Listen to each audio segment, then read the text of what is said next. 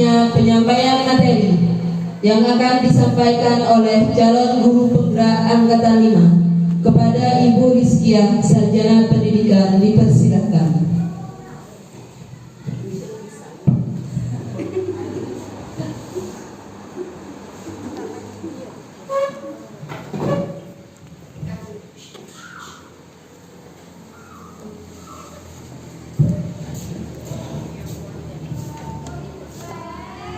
Assalamualaikum warahmatullahi wabarakatuh. Yang saya hormati Ibu Kepala SDN Lentang Barat 1, yang saya hormati Bapak Ibu Guru SDN Lentang Barat 1. Alhamdulillah pada kesempatan kali ini saya calon guru penggerak angkatan 5 Kabupaten Sumeneb akan menyampaikan sedikit tentang penerapan budaya positif di Sekolah SDN Lentang Barat 1. Sebelumnya saya ucapkan terima kasih yang sebanyak-banyaknya kepada Kepala Sekolah, yaitu Ibu Sri Winarni, Sarjana Pendidikan, yang telah memberikan dukungan, support, masukan terhadap saya dalam mengikuti pendidikan guru penggerak sampai aksi nyata di modul 1.4 budaya positif. Juga saya ucapkan terima kasih untuk Bapak Ibu rekan guru SDN Lentang Barat 1 yang telah memberikan dukungan penuh, kerjasama, kolaborasi yang baik dalam mensukseskan pendidikan di SDN Lentang Barat 1. Dalam penerapan budaya positif di sini ada beberapa poin yang akan saya berbagi karena di modul 1.4 saya mendapatkan pengetahuan tentang bagaimana penerapan budaya positif di sekolah. Bapak Ibu, sekolah adalah tempat yang paling penting untuk penumbuhan karakter anak. Oleh karena itu, maka kita sebagai guru harus menumbuh kembangkan karakter-karakter baik yang ada pada anak. Karena apa? Menurut Ki Hajar Dewantara, kita harus memberikan pendidikan dengan cara menuntun kodrat anak, kodrat alam, dan kodrat zaman anak. Ki Hajar Dewantara juga mengibaratkan seorang pendidik itu layaknya seorang petani. Kenapa? Seorang petani itu kan menanam padi. Dia harus tahu bagaimana caranya agar padi itu tumbuh dengan baik, bukan merubah padi menjadi jagung.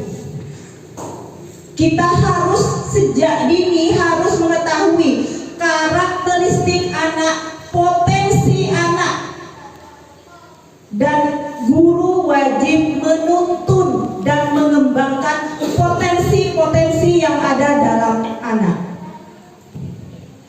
Oleh karena itu, penerapan budaya positif ini akan menjadikan anak mempunyai karakter yang baik sebagaimana harapan pemerintah, yaitu mencetak pelajar berprofil Pancasila.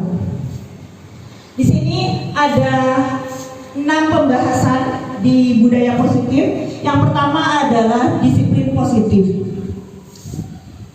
Kita tahu bahwa kata disiplin biasanya erat dengan tata tertib, kemudian sesuatu yang teratur atau kepatuhan kepada peraturan. Juga sering dikaitkan dengan hukuman, padahal sesungguhnya berbeda. Karena dengan memberikan hukuman. Justru itu adalah salah satu alternatif terakhir. Hukuman adalah alternatif terakhir dan bila perlu tidak digunakan sama sekali. Ini merupakan paradigma baru. Ini adalah suatu yang menuju ke perubahan yang lebih baik. Next. Disiplin positif di sini merupakan pendekatan mendidik anak untuk melakukan kontrol diri dalam pembentukan kepercayaan diri. Tujuan mulia dari penerapan disiplin positif di sini agar membentuk murid yang berkarakter, disiplin, santun, jujur, peduli, bertanggung jawab, dan merupakan pembelajar sepanjang hayat sesuai dengan standar kompetensi lulusan yang diharapkan. Nah, sekolah dan guru mempunyai kewajiban untuk mencetak atau generasi yang berprofil pelajar Pancasila. Yang pertama itu beriman, bertakwa kepada Tuhan Yang Maha Esa, mandiri, bernalar kritis, berkemerdekaan global, bergotong royong, dan kreatif. Ini adalah nilai-nilai kebajikan universal. Kita akan membedakan antara disiplin biasa dan disiplin positif. Kita bedakan. Mungkin kalau disiplin biasa itu dikendalikan oleh eksternal, bukan pada diri siswa. Kalau disiplin positif dikendalikan oleh kontrol internal di dalam dirinya. Jadi siswa misalkan dia berangkat ke sekolah sesuai dengan jadwal yang telah ditentukan, itu karena ada faktor internal atau faktor eksternal. Selama ini kan apa Bu? Eksternal ya? Iya. Kemudian karena ada hukuman, iming-iming, dan reward. Di disiplin positif adanya konsekuensi logis dari segala tindakan.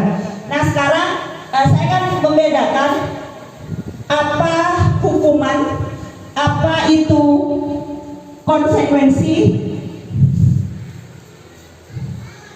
Kalau hukuman bagaimana? Lebih cenderung ke fisik. Kalau konsekuensi,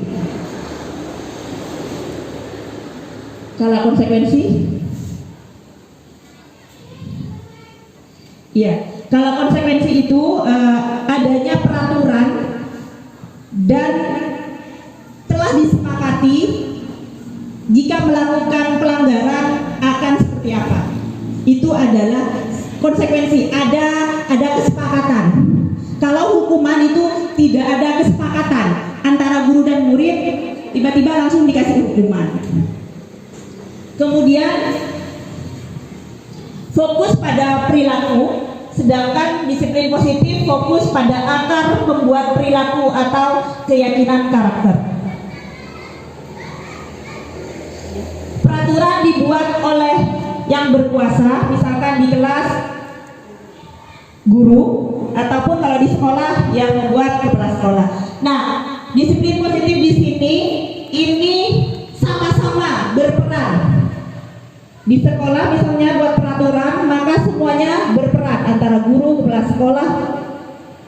Demikian juga di kelas. Jika membuat keyakinan kelas, maka yang berperan siswa juga dilibatkan di sana. Siswa diminta pendapatnya. Otomatis jika siswa diberi kebebasan untuk memilih, dia akan bertanggung jawab. Ini contohnya nanti akan bahas. Ini adalah kesepakatan kelas yang anak-anak buat dan disepakati bersama.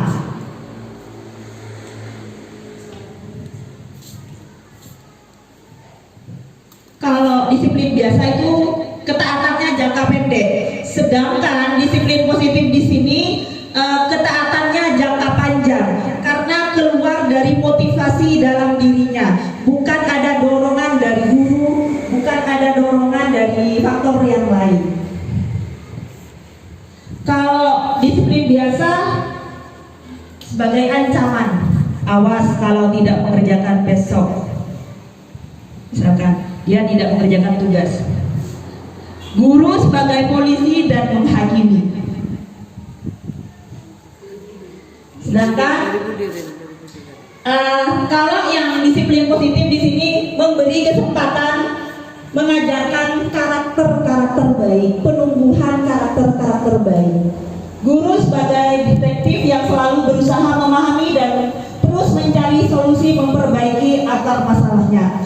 Jika siswa melanggar nilai-nilai kebajikan atau kesepakatan yang telah disepakati di kelas misalnya, maka siswa itu diberi kesempatan untuk mencari solusi sendiri.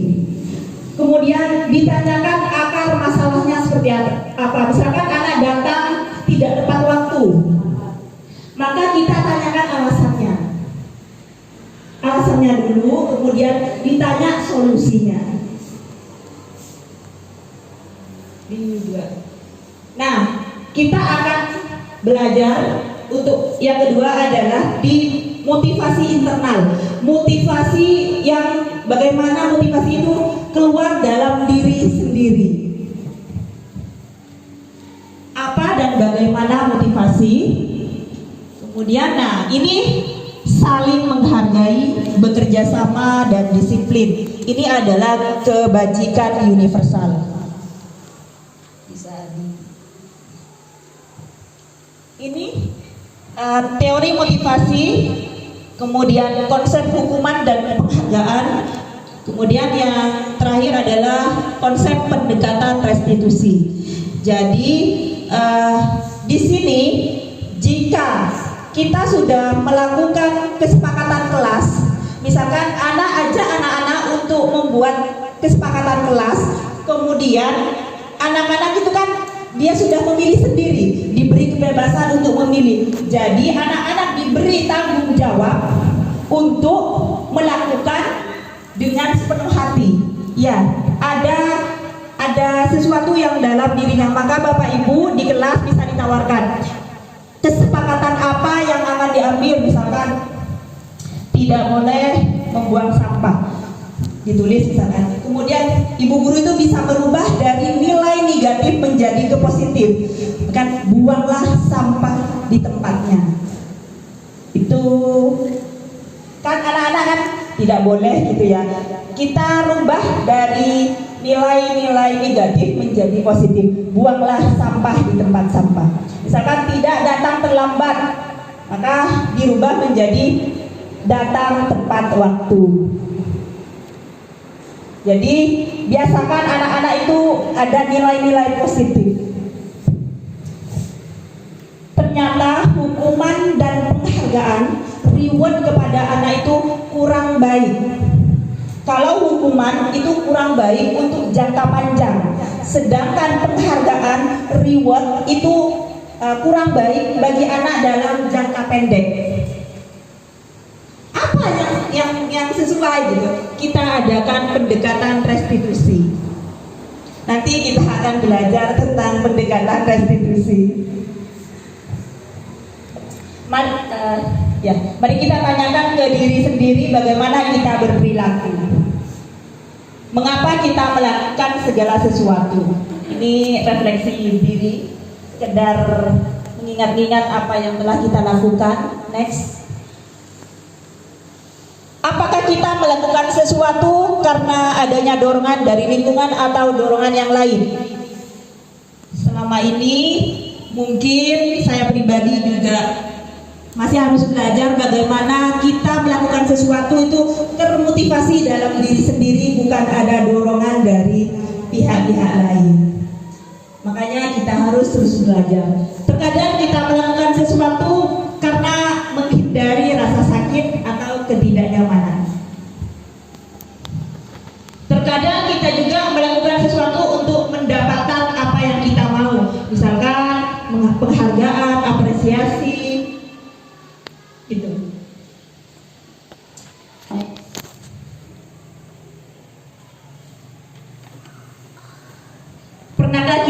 melakukan sesuatu untuk mendapatkan senyuman dari orang lain?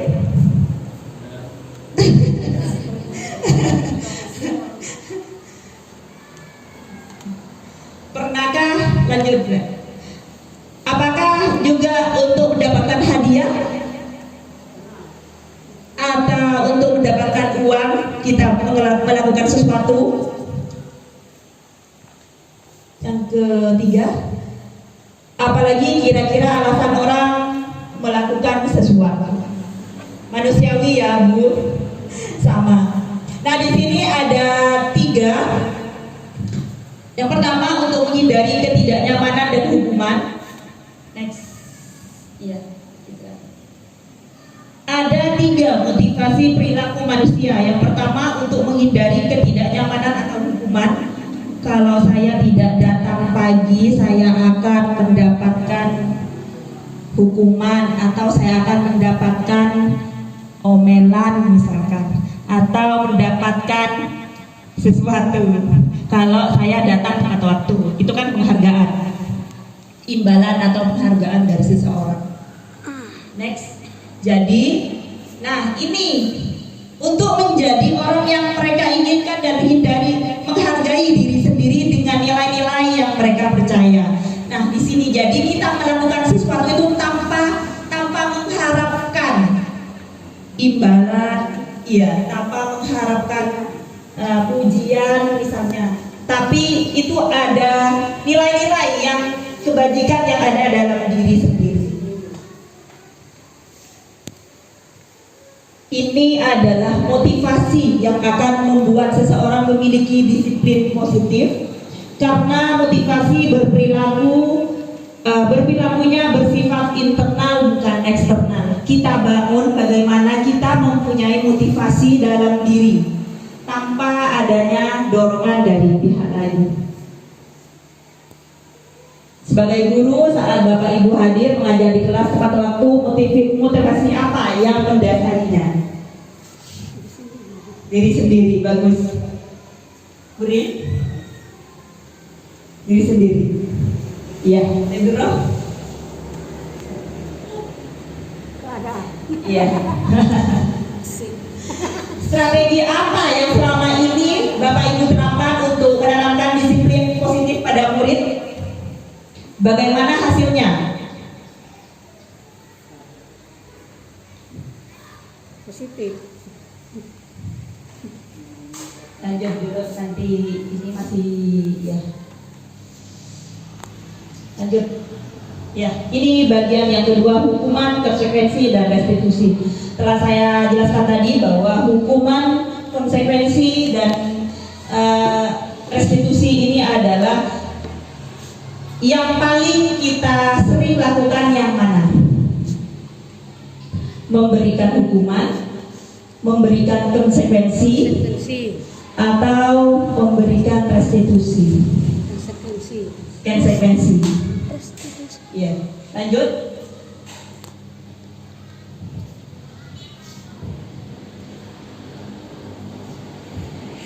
Kita tahu bahwa kita sebagai guru ya pasti ada murid kita yang melanggar peraturan, maka kita harus memberikan hukuman apa konsekuensi. Kalau konsekuensi itu ada kesepakatan. Kamu kalau datang tidak tepat waktu, kamu membaca 15 menit misalnya. Itu adalah konsekuensi yang harus dilakukan apabila dia tidak apabila dia melanggar, seperti itu. Kalau hukuman itu semena-mena. Kamu datang terlambat, keluar misalkan berjemur. Iya.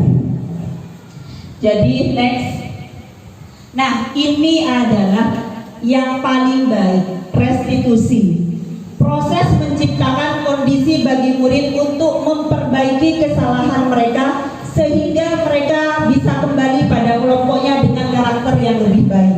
Kalau ada siswa yang melanggar peraturan, itu dipanggil, sebaiknya itu dipanggil oleh gurunya, kemudian ditanyakan,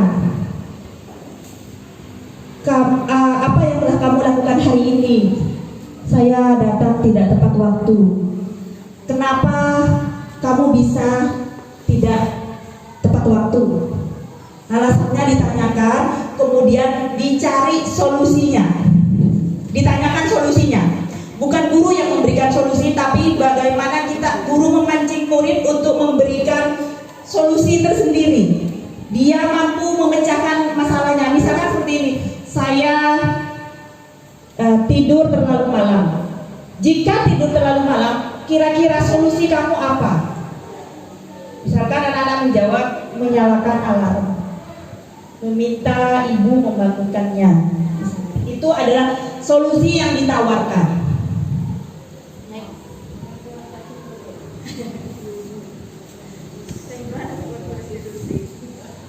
Ya, lanjut Kak. Ya, sudah. Next, yang ketiga. Nah, Kita akan kita telah belajar tentang disiplin positif, kemudian motivasi, bagaimana motivasi itu ada dalam diri sendiri.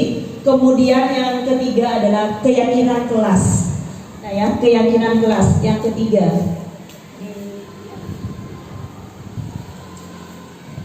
Di yang ketiga. Nah, budaya positif itu bisa tercipta melalui kesepakatan kelas. Kesepakatan kelas itu kemudian menjadi keyakinan kelas, dan keyakinan kelas jika dilakukan itu akan menjadi lingkungan yang positif. Jika lingkungan kita sudah positif, maka budaya positif sudah diterapkan. Ini kenapa kita di sini keyakinan kelas, mengapa tidak peraturan kelas? Mengapa keyakinan kelas, mengapa tidak peraturan kelas? Kan selama ini adalah peraturan kelas. Iya, kalau peraturan berarti tekanan. Nah, di sini keyakinan. Next. Ya. Mengapa kita memiliki peraturan tentang penggunaan helm pada saat mengendarai kendaraan bermotor? Kemungkinan jawabannya apa? Untuk apa? Untuk keselamatan. Mengapa kita memiliki peraturan tentang penggunaan masker dan mencuci tangan setiap saat? Kenapa? Jawabannya? Iya. Ya, untuk menjaga kesehatan. Next. Nah, ini adalah keyakinan. Keyakinan itu adalah nilai-nilai keselamatan atau kesehatan, inilah yang kita sebut sebagai keyakinan. Yaitu nilai-nilai kebajikan universal yang disepakati secara tersirat dan tersurat, lepas dari latar belakang suku, negara, bahasa maupun agama. Nah, Bapak Ibu, kita bisa membuat kesepakatan kelas atau keyakinan kelas. Siswa diajar untuk memberikan pendapat dan berdiskusi tentang kesepakatan apa atau keyakinan apa yang bisa dilakukan di dalam kelas untuk penumbuhan karakter.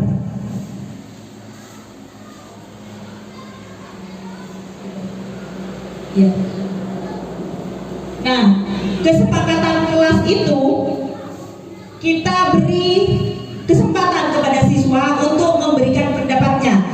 Kemudian dari beberapa di sini ini adalah kesepakatan di kelas 6. Ini ada banyak kesepakatan yang disepakati di kelas, dan saya memotivasi bagaimana bisa melakukannya dengan rasa tanggung jawab dan sepenuh hati melakukannya.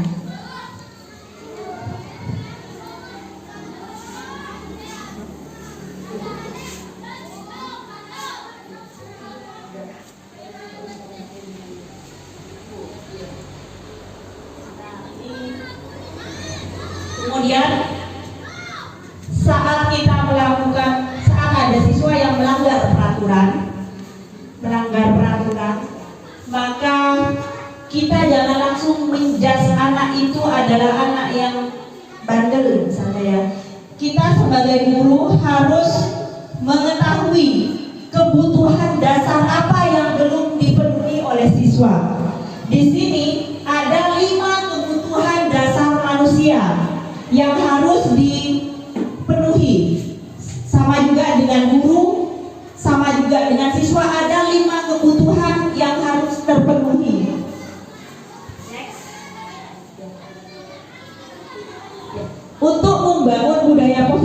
sekolah dengan lingkungan yang nyaman dan mendukung murid untuk menjadi pribadi yang berdaya, seimbang dan bahagia. Salah satu guru yaitu memahami kebutuhan dasar siswa. Jadi Bapak Ibu, jika ada siswa kita yang sering melanggar atau malas di dalam kelas untuk mengerjakan tugas, atau kurang semangat di dalam kelas untuk mengikuti pembelajaran, maka kita harus tahu kebutuhan dasar apa yang belum terpenuhi. Misalkan ada anak yang sering bergurau di dalam kelas, dia mau perhatian teman-temannya, misalkan saat temannya asik mengerjakan tugas, dia sendiri yang kesana kemari misalnya di kelas itu yang mengganggu.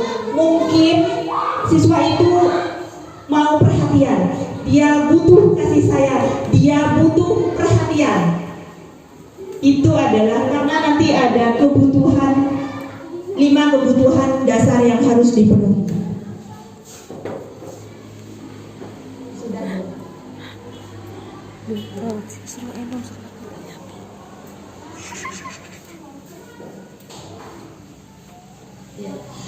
Jika 5 kebutuhan dasar manusia itu sudah terpenuhi, maka orang akan berperilaku baik. Namun sebaliknya, jika ada beberapa kebutuhan dasar yang tidak terpenuhi, maka akan ada nilai negatif. Misalnya malas atau sedih, kecewa, atau bahkan dia sering melanggar peraturan. Itu mungkin ada salah satu kebutuhan atau beberapa kebutuhan yang belum terpenuhi. Jika terpenuhi, maka siswa atau kita akan seimbang dan bahagia. Ini adalah 5 kebutuhan dasar manusia. Yang pertama, kebutuhan bertahan hidup. Yang kedua, kebutuhan kasih sayang dan rasa diterima. Kemudian yang ketiga, ini ada penguasaan, kebebasan, dan kesenangan. Jika kebutuhan bertahan hidup, misalnya rumah, makan, sandang, papan sudah terpenuhi bagi anak, maka anak akan ke sekolah, akan semangat ke sekolah. Bayangkan jika murid-murid kita kelaparan, dia tidak akan mengikuti pembelajaran dengan baik. Makanya guru harus tahu kebutuhan apa yang belum terpenuhi. Next. Ya. Yang kedua adalah kebutuhan kasih sayang dan rasa diterima. Anak-anak juga merasakan ingin berhubungan dengan orang lain, ingin menjadi bagian dari kelas dan sekolah, ingin diterima orang lain dan kelompoknya. Makanya murid-murid kita juga butuh kasih sayang dan rasa diterima. Makanya jika ada anak yang agak selalu bikin ulah di kelas, mungkin dia perlu kasih sayang dan perhatian yang lebih.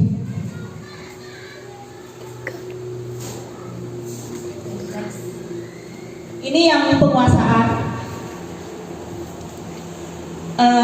Kebutuhan ini berhubungan dengan kekuatan untuk mencapai sesuatu, menjadi kompeten, menjadi terampil, diakui prestasi, dan dengan memiliki rasa harga diri. Anak-anak yang memiliki kebutuhan penguasaan tingkat tinggi, biasanya anak ini senang menjadi pemimpin. Ada anak yang mau jadi pemimpin di kelas itu. Berarti itu kebutuhan dasar penguasaannya terpenuhi. Kemudian yang keempat adalah kebebasan. Nah, kebebasan di sini bukan kita memberikan kebebasan untuk melakukan apa saja sesuai keinginannya, tapi guru itu memberikan pilihan. Iya, pilihan, dan apa yang dipilih dia akan melakukannya dengan rasa tanggung jawab, karena itu adalah pilihannya. Kebebasan berarti kesempatan membuat pilihan, menyerukan pendapat dan percaya diri, kemudian memberikan kesempatan untuk mencoba hal-hal yang baru. Jadi kita harus memberikan kebebasan dalam artian bukan semena-mena, tapi siswa diberikan kesempatan untuk memilih. Misalkan dalam pemberian tugas juga bisa diberi pilihan-pilihan. Yang kelima yaitu kesenangan, kebutuhan untuk merasa senang.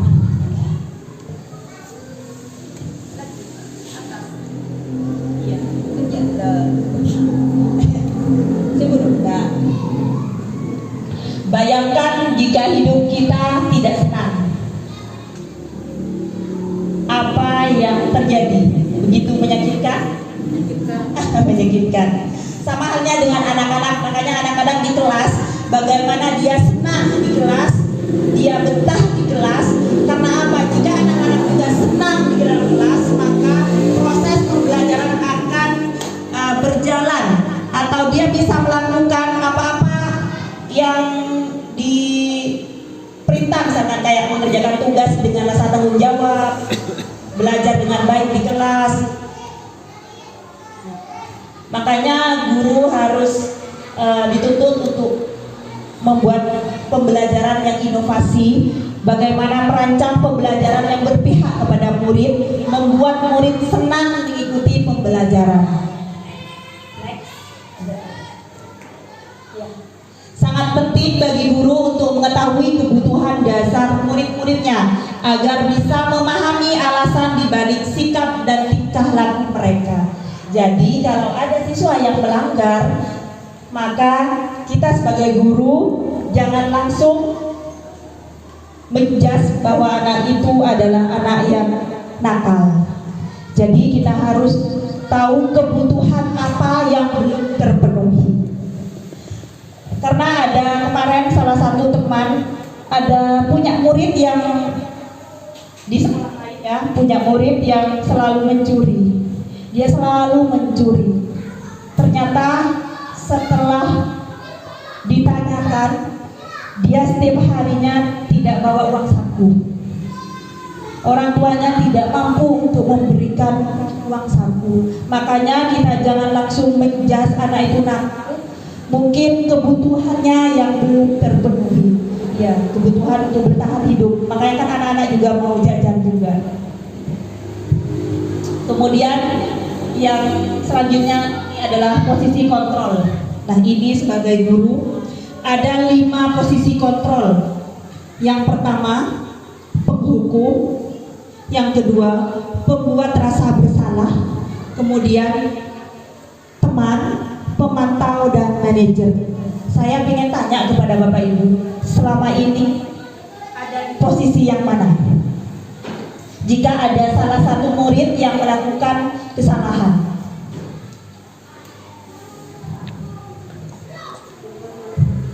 membuat rasa bersalah, ya. Yang lain, bagus, setuju.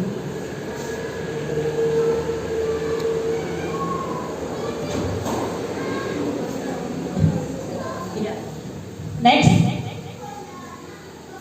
Nah, hukuman bisa berupa fisik juga bisa berupa verbal, lebih terkesan menyakiti.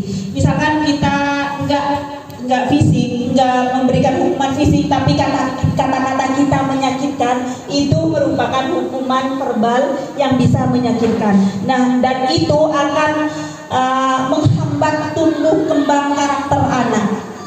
Malah anak akan menjadi pendendam. Iya, kadang pemarah, makin egonya makin nggak bisa dikontrol. Kemudian kalau posisi pembuat bersalah biasanya menggunakan suara yang lembut, menggunakan keheningan. Kamu terlambat, kamu tidak mengerjakan tugas, kamu nggak kasihan apa orang tuamu cari nafkah untuk kamu.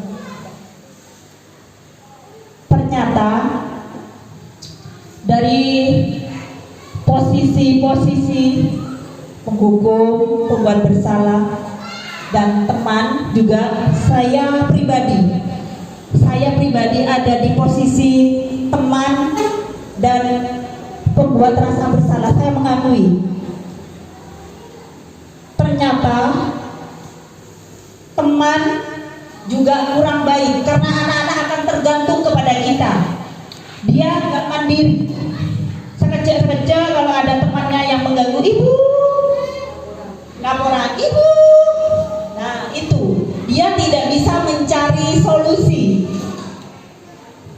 Kemudian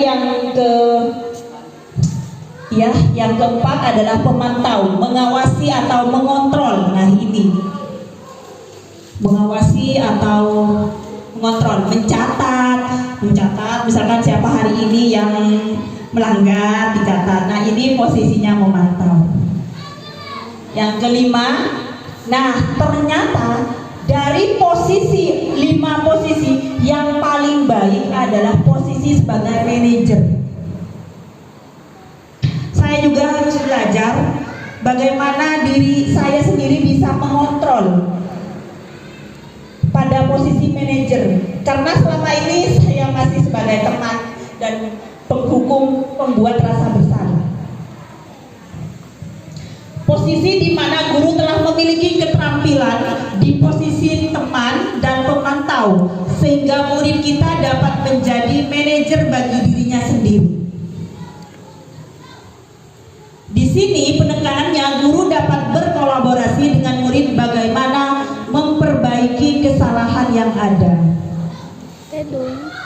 Nah, ini yang kita dituntut sebagai memposisikan diri sebagai posisi manajer. Ya. Dan yang terakhir sudah.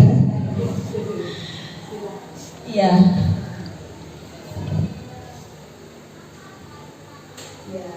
Nah, sekarang bagaimana menerapkan budaya positif di sekolah? Dari sekian materi yang dapat Ibu ambil, apa? Langkah pertama yang untuk penumbuhan budaya positif apa? Yang pertama, membuat kesepakatan kelas. Ya, yang kedua,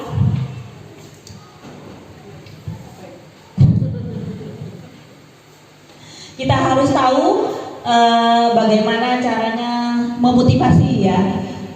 Motivasi itu bisa keluar dalam diri kita dan juga bisa memotivasi murid bagaimana motivasi itu muncul dalam dirinya. Kemudian 5 kebutuhan dasar manusia yang harus diketahui oleh guru. Kemudian 5 posisi kontrol guru. Kemudian yang ini segitiga restitusi. Saya sudah lakukan coba praktekkan di kelas 6 segitiga restitusi, karena di kesepakatan kelas di kelas 6 harus datang tepat waktu. Karena waktu itu ada beberapa siswa yang datang tidak tepat waktu, maka saya lakukan restitusi. Jika restitusi pertama gagal, maka dilakukan lagi restitusi selanjutnya.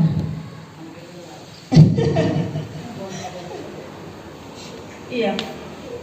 Di sini ada 3 langkah dalam melakukan restitusi. Yang pertama yaitu validasi tindakan yang salah, kemudian menanyakan keyakinan, dan yang pertama ini adalah menstabilkan identitas. Bisa di next. Nah, ini segitiga restitusi. Ini pertanyaan-pertanyaan. Mari berpikir bersama untuk memperbaiki situasi ini. Ajak anak-anak sharing gitu, ngobrol. Kemudian kira-kira kamu mau tidak kenapa bapak memanggilmu? Kira-kira kamu tahu tidak kenapa ibu memanggilmu? Mari berpikir bersama untuk memperbaiki situasi ini. Keyakinan kelas apa yang sudah kita sepakati?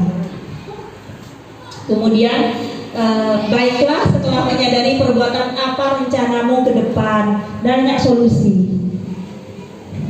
Kemudian bagaimana cara agar di lain waktu kejadian ini tidak terulang lagi.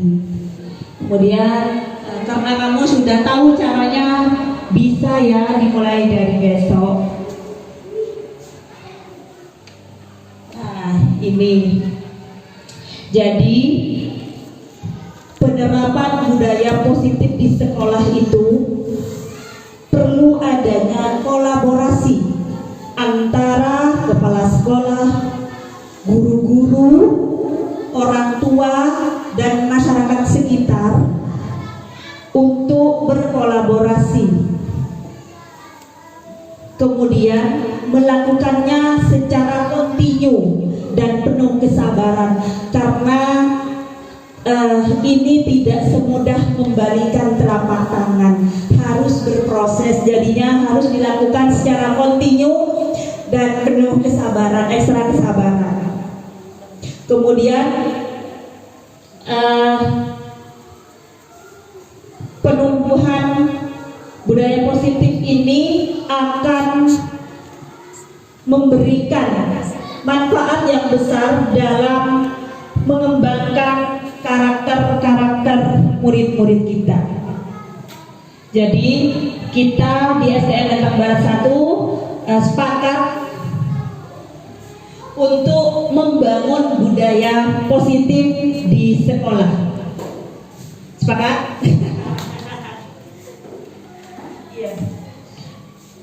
Demikian dari saya. Mohon maaf apabila ada kesalahan, karena saya adalah manusia biasa. Akhirnya dari saya, Assalamualaikum warahmatullahi wabarakatuh. Waalaikumsalam